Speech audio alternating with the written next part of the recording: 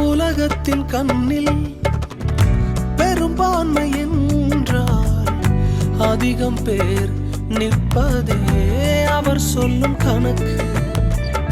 அப்பாவும் கண்ணில் தனி மனிதனாயினும் நீர்த்துணை நிற்பதால் பெரும்பான்மை எனக்கு.